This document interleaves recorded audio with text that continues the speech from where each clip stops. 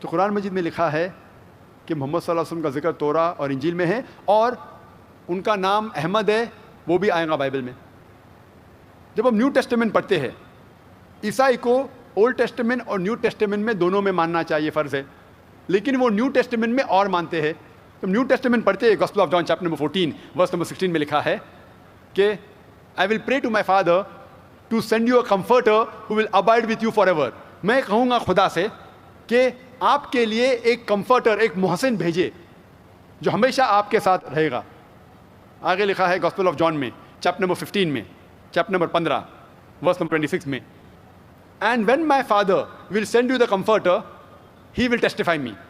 اور جب خدا وہ محسن کو بھیجیں گے آپ کے لیے، آپ کے ساتھ رہنے کے لیے، وہ محسن میرے بارے میں کہیں گا۔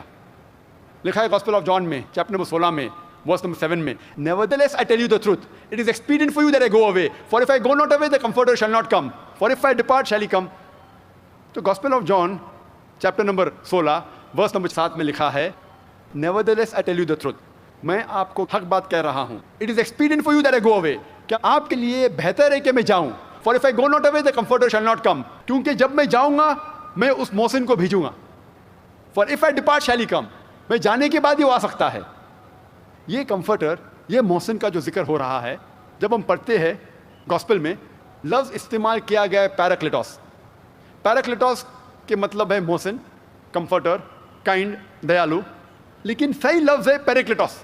پیریکلیٹوس کے معنی ہیں وہ انسان جو تعریف کرتا ہے، وہ انسان جو تعریف کے لائق ہے۔ ترجمہ ہو جاتا ہے احمد اور محمد صلی اللہ علیہ وسلم، چاہے وہ پیریکلیٹوس ہے یا پیریکلیٹوس ہے، چاہے وہ محسن ہے، رحمت والا ہے، یا احمد ہے، یا محمد صلی اللہ علیہ وسلم ہے۔ یہ چاروں معنی الحمدللہ ہو بہو آخری پیغمبر محمد صلی اللہ علیہ وسلم کے بارے میں ذکر کر رہے ہیں۔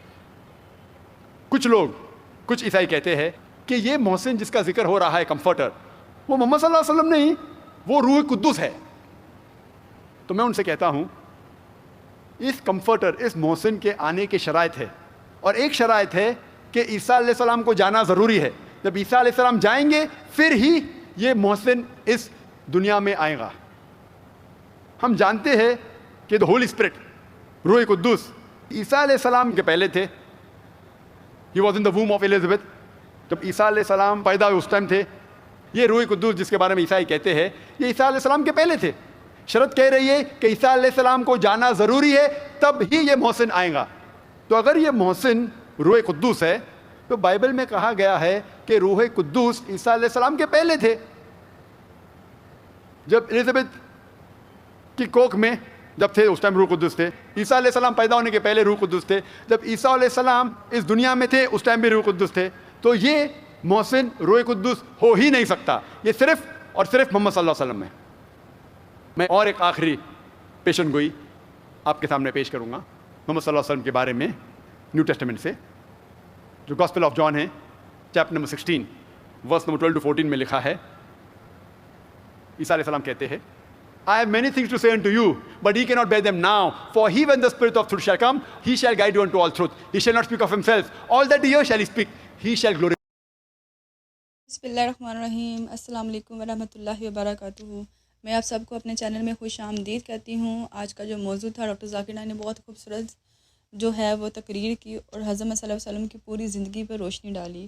ہم سب مسلمان ہیں، ہم سب کو اس چیز کا بڑا اچھے سے علم ہے، بلکہ ہمیں اگر علم نہ بھی ہو تو ہمیں اس پہ سیکھنے کا حکم دیا گیا ہے، پڑھنے کا حکم دیا گیا، کیونکہ حضرت صلی اللہ علیہ وسلم کی جو زندگی ہے وہ ہم سب کے لیے بہترین نمونہ ہے۔ ہم اس کو پڑھیں، اس کو سیکھیں، اس کو سمجھیں اور اس کے مطابق زندگی گزاریں۔ اب جیسے کہ رہی بات اختلافات کی، تو عیسائیوں کو شروع سے اختلافات رہے ہیں۔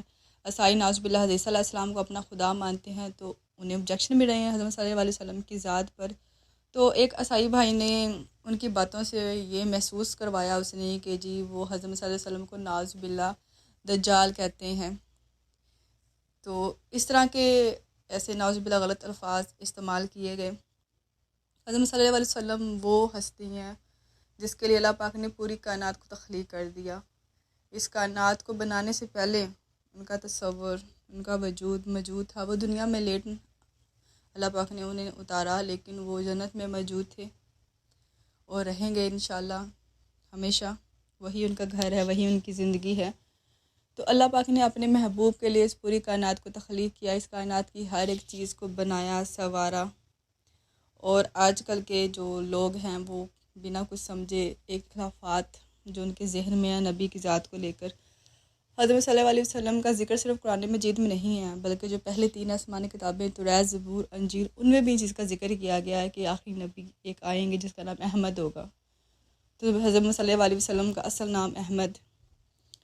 حضرت صلی اللہ علیہ وسلم کے لیے کتنے بھی الفاظ استعمال کیے جائیں، وہ شاعر کی ایک مثال ہے کہ اگر میں سمندر کے پانی کو قلم کی سیاہی بنا لوں تو سیاہی ختم ہو جائے گی، حضور کی شان میں لکھتے لکھتے الفاظ ختم نہیں ہوں گے۔ حضور کی شان، ان کا مرتبہ اتنا بلند ہے کہ ہمارے پاس اس کو بیان کرنے کے الفاظ ہی نہیں ہیں، لیکن گستاخ لوگ اور گستاخ لوگوں کی باتیں ہم ان پہ کچھ بھی نہیں کہہ سکتے سوائے اللہ پاک ان کے لیے دعا کریں کہ اللہ پاک انہیں ہدایت دے۔